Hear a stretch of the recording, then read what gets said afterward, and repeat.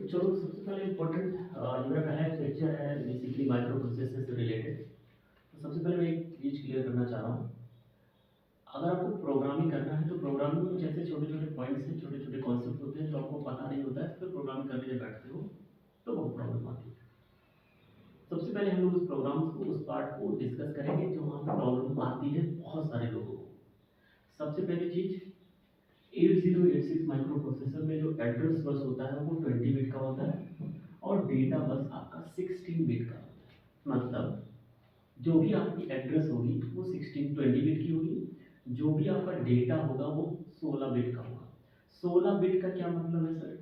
16 bit का अगर मैं डेटा की बात करता हूँ तो चलो हम लोग लिखते हैं डेटा 1 2 3 4, ये 4 बिट का डेटा कहलाता है।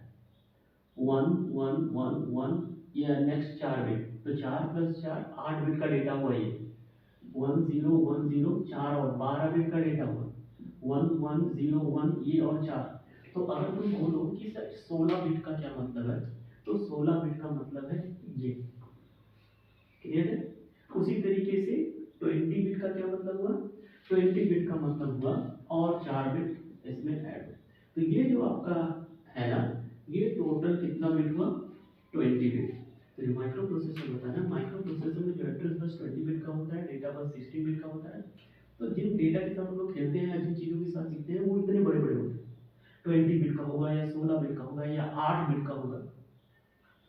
हमेशा प्रोग्राम में 20 बिट लिखना मतलब, फॉर एग्जांपल अगर मैं बोलूँ मुझे डेटा मूव कराना है, कहाँ से?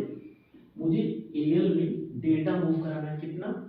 8 बिट का डेटा। तो 8 बिट का डेटा मतलब 8 बिट का डेटा मूव कराना है, कोई भी डेटा 8 बिट का मूव कराना है। फॉर एग्जांपल 0101 ये 4 हुआ, 111 ये टोटल।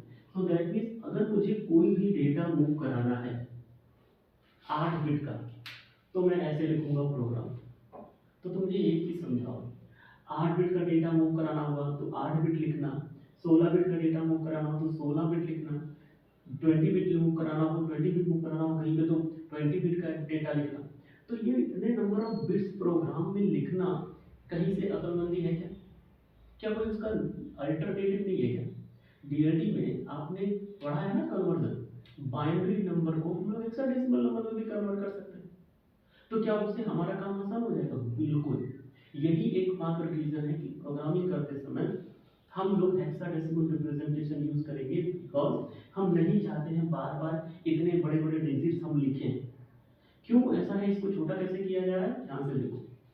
सर हर एक 4 डिजिट को, 4 बाइनरी डिजिट को हेक्साडेसिमल नंबर से ऐसे कोड किया जा सकता है। आपको अच्छी तरीके से पता है। मतलब 4 जीरो को 0 से कोड किया जा सकता है इन हेक्साडेसिमल, 0001 को 1 से हेक्साडेसिमल में कोड किया जा सकता है।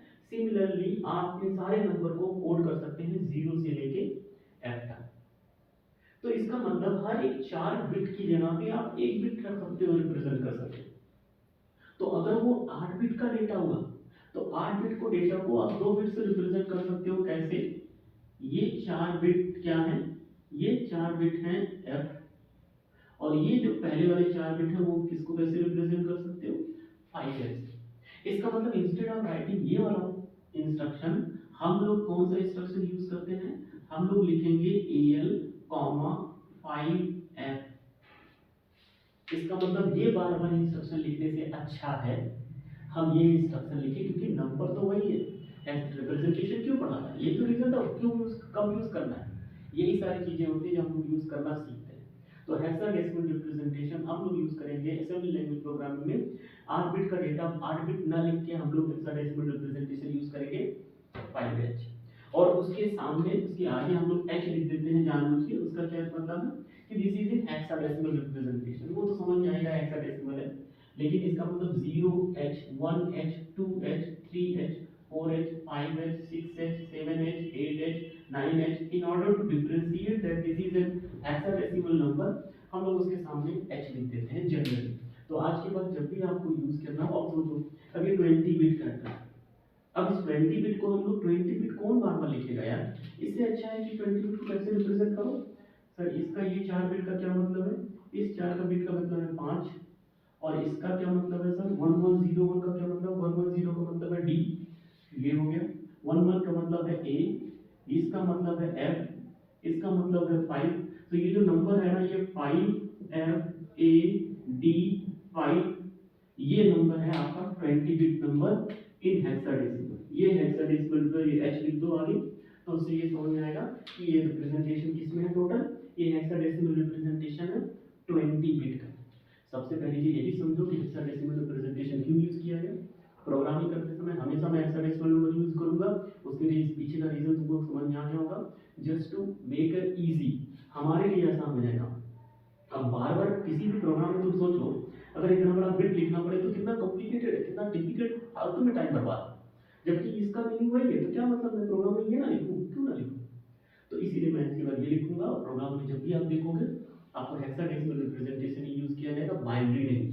लेकिन हकीकत बाइनरी ही होती है, लेकिन हम लोग रिप्रेजेंटेशन यूज करते हैं। वही वाली बात, किसी का नाम, मेरा नाम दीपचंद्र उपाध्याय है, लेकिन मुझे तो शॉर्ट से दीप से बुलाया जाए और लोग पहचान जाए तो अच्छी बात है, रिप्रेजेंटेशन मेरा दीप।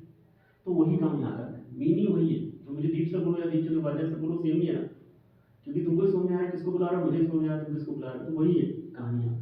ठीक है, so this is the first important concept in programming we will be using hexadecimal number system.